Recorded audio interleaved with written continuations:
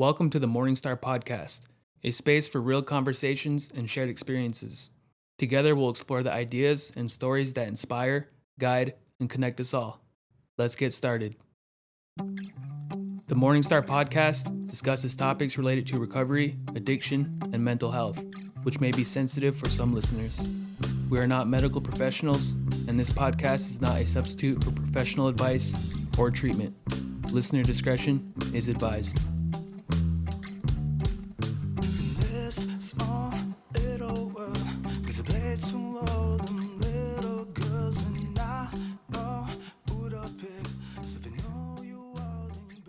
All right, welcome back. This is the MorningStar Podcast. My name is Jared, and I'll be your host today. We got a very special guest today. We got Jayy Rizz in the building. Jared's actually a former alum of MHA Sober Living. He was a house manager for a while, and then now he moved out and he's on his own, and he actually started a YouTube channel called Recovery Warrior. I've been following along since the start, and I thought it'd be a great opportunity to come on here and kind of share why he started that and what it means to him and what he's trying to get out of it. So thank you, Jared, for coming in today. And do you want to share a little bit about yourself and I guess how recovery became part of your story? All right. Yeah. Thanks for having me, guys. I was honored. I've been watching you guys too, ever since you guys put out your podcast. I don't know where I heard about it. I think it was through the grapevine, but, a little bit about myself. Yeah, I was a house manager for 2+ years, and I found a new way of life in recovery, especially these MHA sober livings. You know, there's so many rules you got to follow. It was weird. Like one day, it was Sunday. You know, I'm sitting in my room bored. Went to meetings earlier, and I'm just sitting there and I'm watching YouTube. And I went down the rabbit hole, and I started watching a recovery podcast, so to speak, and it's like, you know what, I could do that. I could do that. So, you know, I just started shooting on my phone, and you know, lo and behold, I just snowballed from there. That's awesome. That's where it began, in my room in sober living. So, how long have you been sober? 3 years and 6 months. Yeah. 3 years, 6 months. What was the crisis that brought you into recovery? I burned all my bridges. I mean, I probably could have walked over those bridges, feet on fire, and still tried to live with people, live the way I used to live, you know, in turmoil. But I hit a wall, you know, and I couldn't climb over that anymore. I had physical disabilities, so to speak. And so I just checked myself into treatment. Treatment handed me some papers. Didn't know what they were. I thought they were release forms. Looked at them. There were applications to sober livings, and I was like, yeah, I go to sober living. You know, I want to go back home where I know everybody and everybody knows me. But something happened in treatment. You know, I had this, my first spiritual experience, I believe, and I just decided to go to sober living. Snowballed from there. Where'd you grow up, Jayy Rizz? I grew up in Partial until, I want to say, like I was 21. Then I moved to Newtown for a couple years, and I just kept getting in trouble. So when I turned 23, I moved to Montana. My dad's from Montana. My dad's full-blood Northern Cheyenne, and my mom's Hidatsa, Assiniboine Sioux. But long story short, my dad died when I was 3, and my mom moved us back here, and she met a man, and he was from Partial. So that's where I had my adolescence upbringing in Partial. It was Partial. It wasn't P-Town back then. P-Town. Yeah. What was kind of the inspiration behind the Recovery Warrior movement or the YouTube channel? The YouTube channel, it started because I was watching, like I said, I was watching recovery-based YouTube videos, and all of a sudden it's like, you know, I could tell my story of recovery. You know, I came from a physical disability. I couldn't walk. I was 409 pounds. And I started, you know, at the same time, I'm doing my steps, right? I'm doing my steps with my sponsor. And I found this spiritual awakening. It's like, I know God's got me. Because I used to walk with a cane. I used to weigh 409 pounds. I was hobbling around, but I was still doing it. I didn't care. I had this spiritual experience where I didn't care how people perceived me. Because me growing up, you know, I was put in check, and I read the room. Like, oh, they're going to belittle me. They're going to talk about me. They're going to laugh at me. But after having this spiritual experience, I just carried myself different. I had this God's got me mentality. So I just started hobbling around. You know, I went to meetings. I did the deal, and it just snowballed from there. And then the Recovery Warrior name, it was weird. I Googled it. I Googled, you know, natives in recovery, you know, and Recovery Warrior popped up. And then something down the line told me that people I interact with on my channel, at work, and sober living, we are all warriors in recovery, so to speak. You know, we fight this battle every day. If we don't, we basically surrender to our addiction, to anything, and we're defeated again, you know. So we're warriors in recovery, hence the name Recovery Warrior. Yeah. And what kind of message are you hoping to get out with your content? I hope to pass this message of hope that there is another way of life out there. You know, for all of us who are in recovery, you know, we have to start somewhere. We have to start that foundation one brick at a time, so to speak. So when I pass this message of hope, hopefully it's through my channel.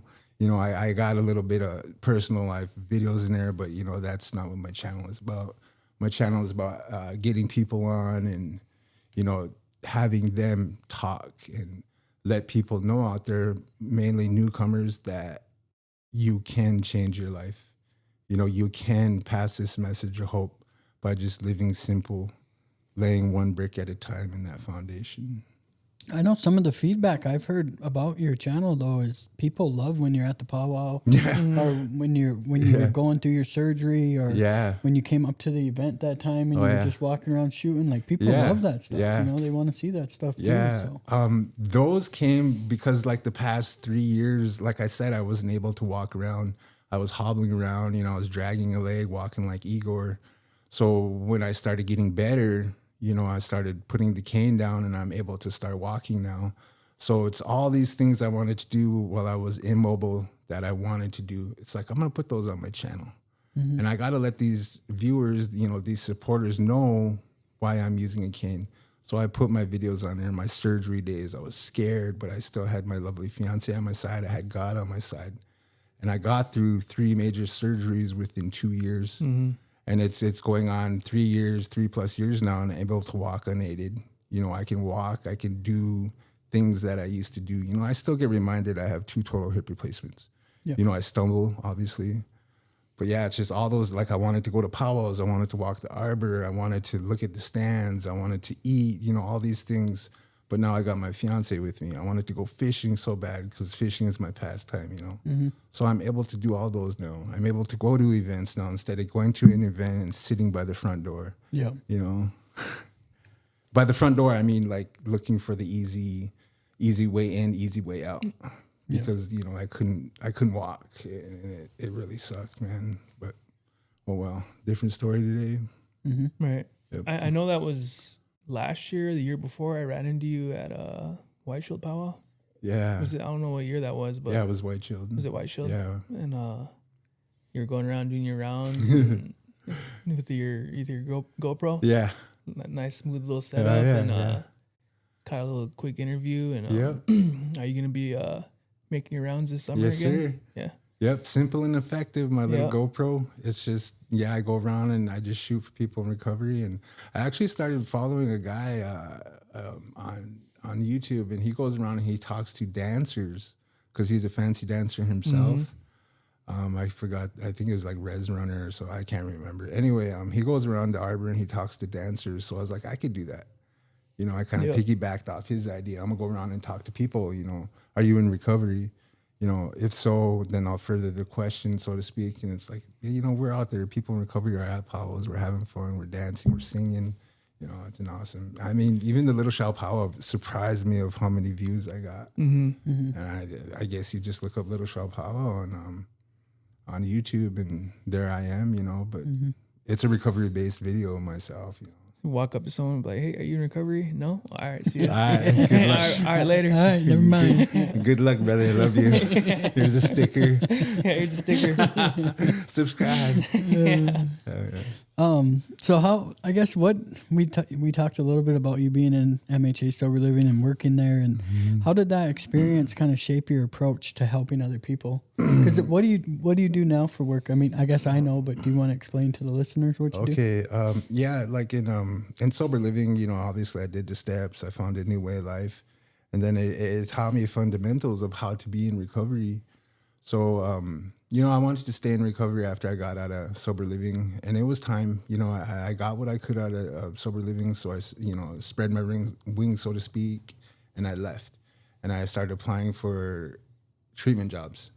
So I applied, you know, down on the reservation where I live now with my fiance, and it took a long time. So out of the blue, you know, I shot from the hip and I applied out at, you know, shout out to Prairie Recovery Center because that's where I work now. And it didn't even take a month, and they called me in for an interview, and within 2 weeks I was hired. Awesome. I'm a resident specialist, peer support. Congratulations. So, yeah, thank you. Yeah, it's an awesome gig, you know. It's really, oh man, I love my job. And I've had that resident specialist job, and I always say, like, that's the toughest job in this field, because when the counselors will come during the day and like stir up all the stuff inside the clients, and then they head out.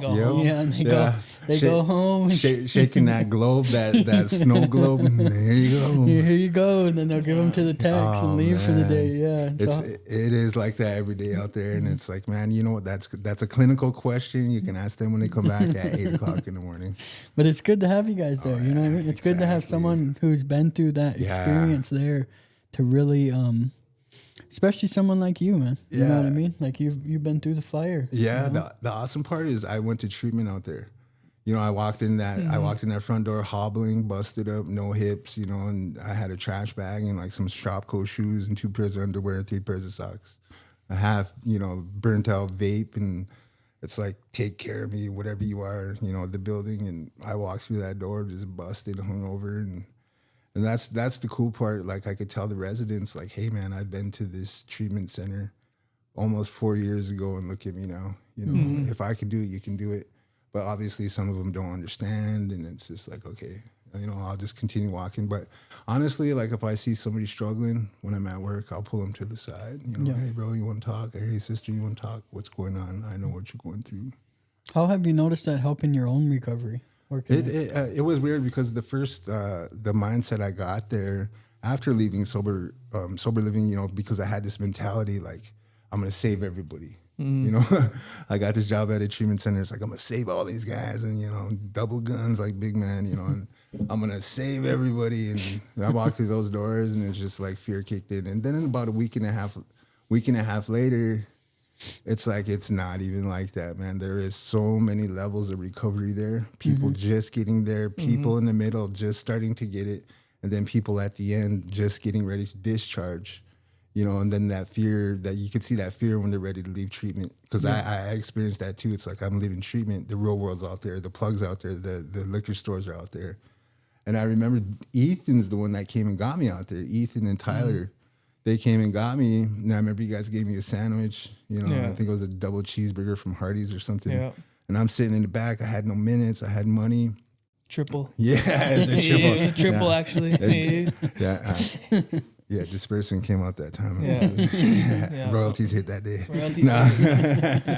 Probate hit, so I had to hook everyone up. No, I'm just kidding. I'm kidding.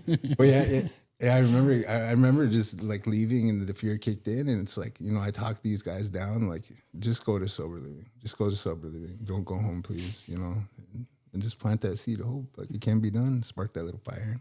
It's wild. It was wild to me when I went to work, because I did the same thing up in Watford. I went to this treatment center, and then I went to work there, and seeing people come in, seeing that light come on in some of them, but then when they would get their release date and seeing their entire attitude change, and they start getting into arguments, and start not wanting to go to the meeting, or start wanting to stay in their room, or not want to come to group, or all these little things, and you're like, man, like, you knew that. I know the light came on, you know, I knew you had it, like, what's going on, and I'm fine, you know, and I was guilty of it, you know, like I had the same thing happen to me multiple times, and it can almost feel like a helpless feeling, because regardless, like there's a professional boundary in place, obviously, but you spend 8 hours a day with someone who's working on themselves constantly. You're working on yourself. You're trying to help them through. There's an emotional attachment that gets built there. Yeah. You know what I mean? Yep. So when you know they're headed for destruction, like it feels almost hopeless or like helpless, like this feeling of you want to be able to control that situation and you know you can't. Yeah, you know exactly. what I mean? Yeah. When that stems in with me, it's like, oh, to each their own. Mm-hmm. You know, I live by that now, to each their own. Mm-hmm. You know, it's just, we can only do so much, you know. Right. We all have to have our own experiences. Yeah. Mm-hmm. So what has been some of the harder parts about trying to build your platform or staying consistent or things like that? Getting speakers. Mm-hmm. I mean, because when I lived up here in Bismarck, it wasn't hard because I'd go to meetings. Obviously, there's a big recovery community up here. And it's like I'd see somebody and it's like, hey, you want to be on my channel? They're like, yeah. And then I'll line it up. So for a while there, I was dropping videos every week. And it started getting hectic and then trying to juggle the house manager position at the same time. And then it's okay, I'm moving out of sober living. And the community I live in now is really small. Mm-hmm. And it's just now getting going. You know, the movement down there is just now snowballing into whatever it may be. And I think me being outside that enrollment community might have something to do with it, but I don't know if that's true.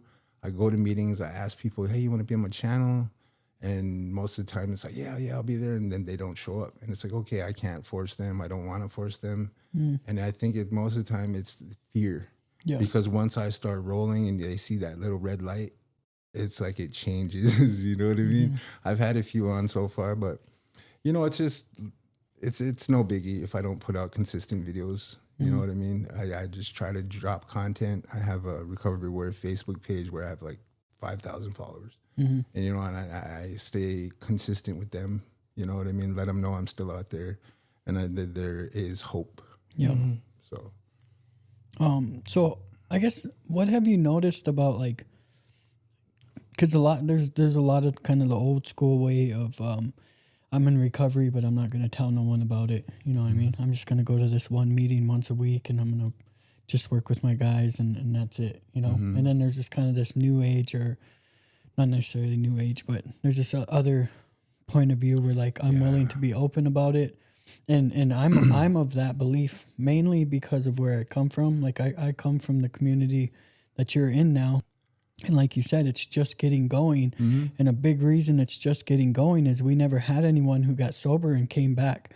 Or we never had anyone who got sober and was out in the community. If they got sober, they stayed in their house or they didn't care. You know what I mean? Yeah. And so like, what has that experience been like for you? Has it been good? Has it been bad? Like indifferent? What has it been like? It's been awesome because I've had experience with people down there and more so they are into the native way of recovery, you know, like well-briety. You know, obviously it's a reservation, and up here it's, you know, I've learned through the program of Alcoholics Anonymous. You know, that's how I got sober. So now when I'm down there, I see the full circle. There is natives in recovery, you know, and they understand well-briety and cultural more.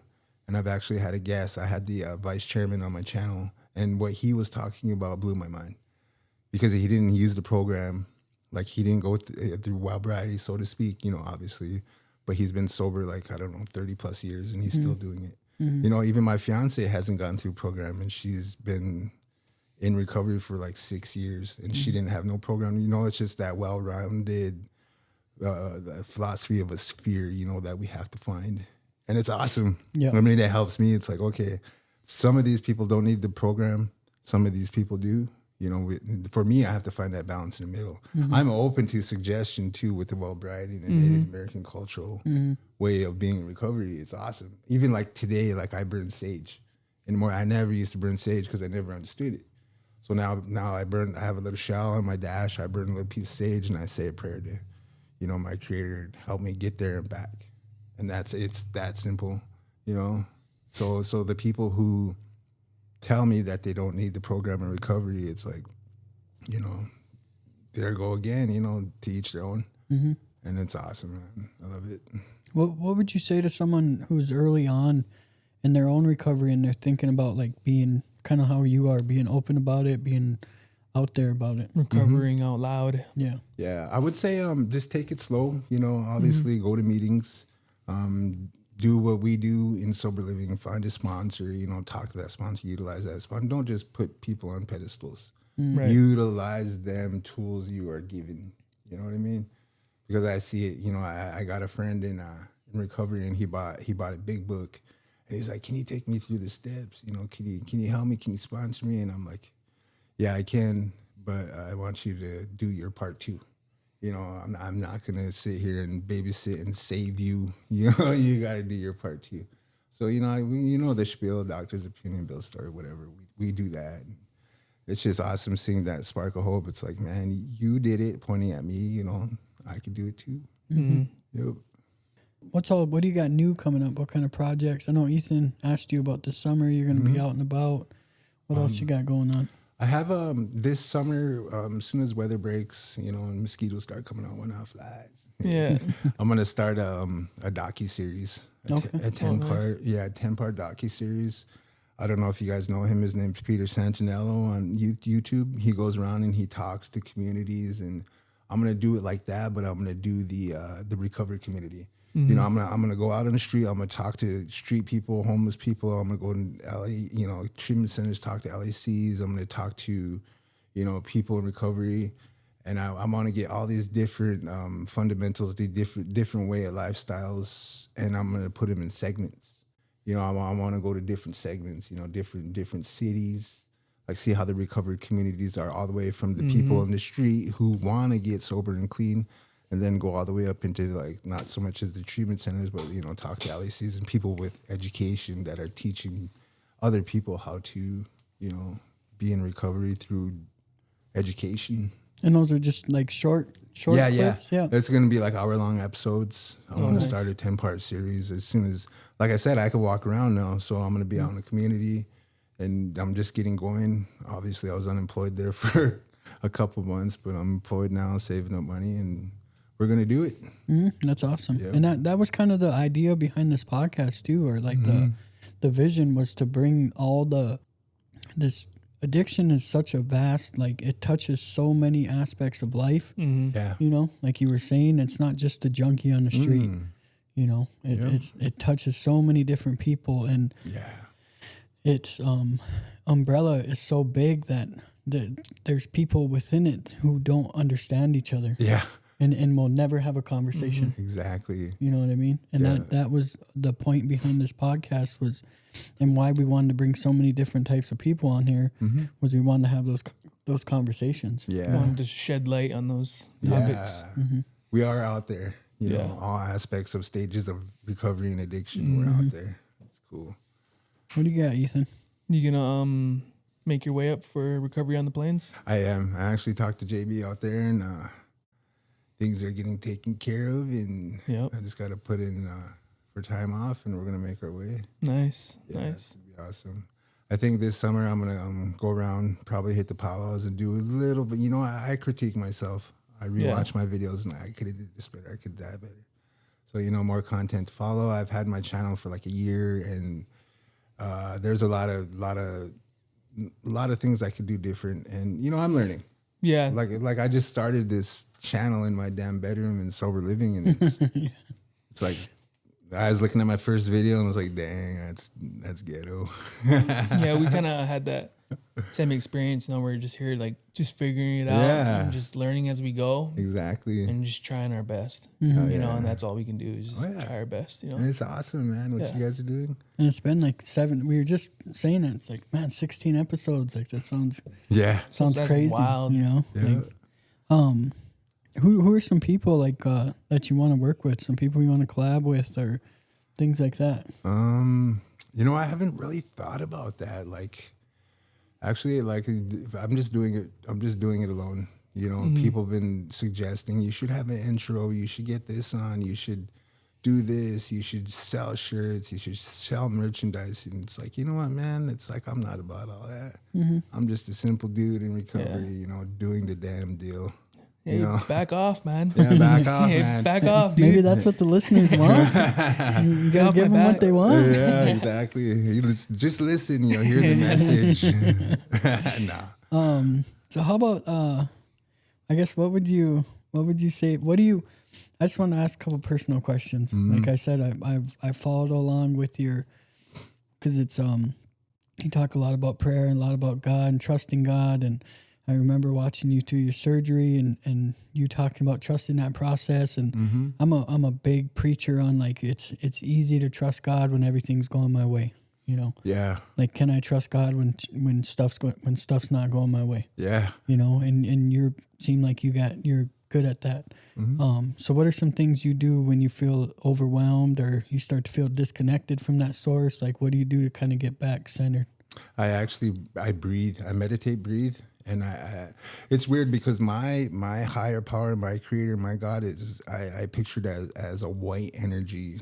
It's weird. It's just like, it's in here, and then sometimes I'll draw people's negativity and I'll feed off that. And then I start getting ugly. I start getting that stinking thinking. I start taking ego. I start, doing people's inventory, taking in, it's just ugly. So when that happens, I breathe. I've learned through meditation, through the steps, meditation, I breathe, I draw in the positive energy, and through my toes and my fingertips, that black energy goes out and I'm able to ground myself. And that's pretty much what helped me through my surgeries, because I knew if something bad happened, so to speak, people pass away in surgery tables, and the surgeries I had were major. So it's like, if I passed away that day, my fiance was at my side. And God had my back. You know what I mean? And I was sober that day. Right. That's... Yeah. So what do you think has changed most about you over the last few years since you've gotten sober? I'm able to take suggestion, and I don't get angry no more. And, I used to have a bad anger problem. That was a learned behavior growing up with a stepdad. And when I caught myself being angry, I was able to put it in check. Taking people's inventory. As soon as I walk in the room, I'd sit in a corner and just mean mug everybody. I don't do that no more. I'm open. I'm just Jayy Rizzo, man. It's an awesome lifestyle today. Yeah, it's pretty cool. Cause I know I picked you up from treatment, but I was super fresh to sober living, and I always look at like the people that I grew up with in sober living. Like, I always call it like our class, you know what I mean? Yeah. The class of 2021 or 2020, whatever it was, you know? And I know we all like to joke around, and it was pretty new back then, you know?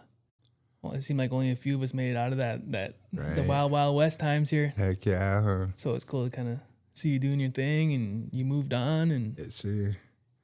Yep, the evolution of the sober living program here in Bismarck is awesome. Yeah. Holy smokes. Yeah, they beefed it up. Yeah. Like all the houses and the building, the office setting, I just went there and talked to JB. It's like, dang, man, we're still doing it, Yeah, it's a well-oiled machine. They're doing good things. And expanding. Yeah. It's cool. So another thing, I know we're in that group chat, and every morning it's good morning, brothers. Mm-hmm. So what does it mean to you to be a brother in recovery? Mm-hmm. It just knows that I know that I'm not alone. Mm-hmm.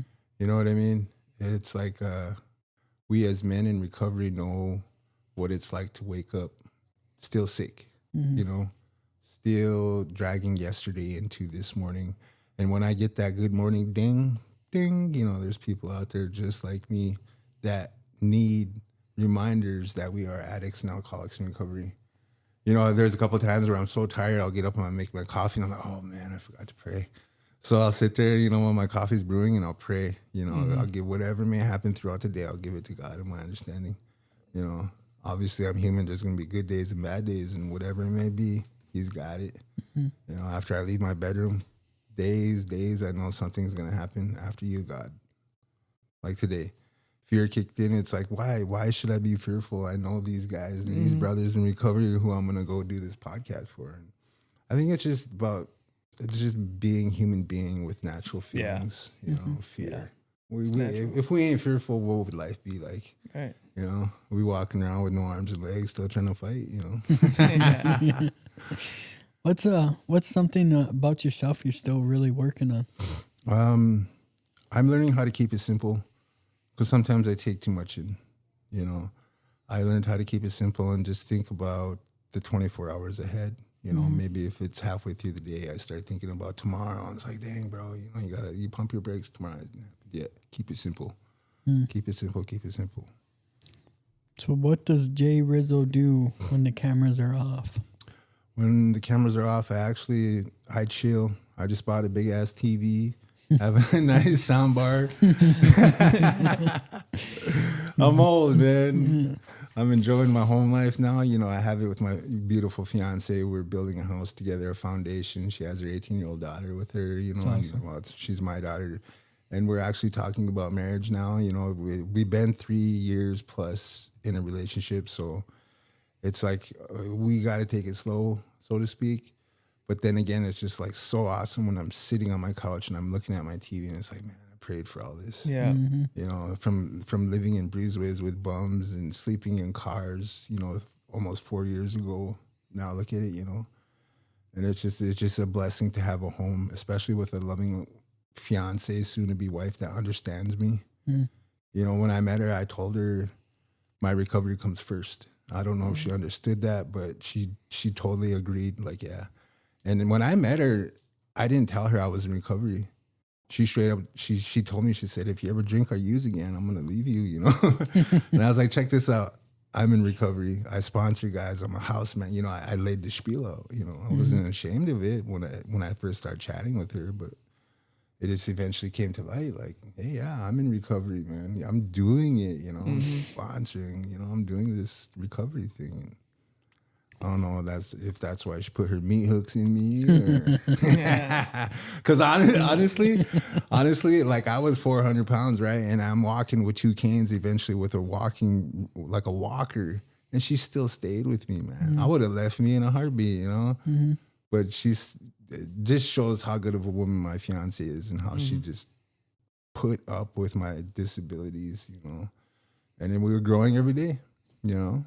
It's awesome, yeah, man. I like how you mentioned how like you like just took a pause and kind of like took everything in, you know, and I know sometimes I forget to do that, you know, like just kind of wake up and smell the flowers and like you said, like the things that you prayed for, you know, are here and and sometimes we can still kind of beat ourselves up sometimes and not and take it for granted sometimes, you know. Yeah, it's really easy to do, man. Beat ourselves up. So that's I like how you can just take a little pause and enjoy what's going on around you. Heck yeah.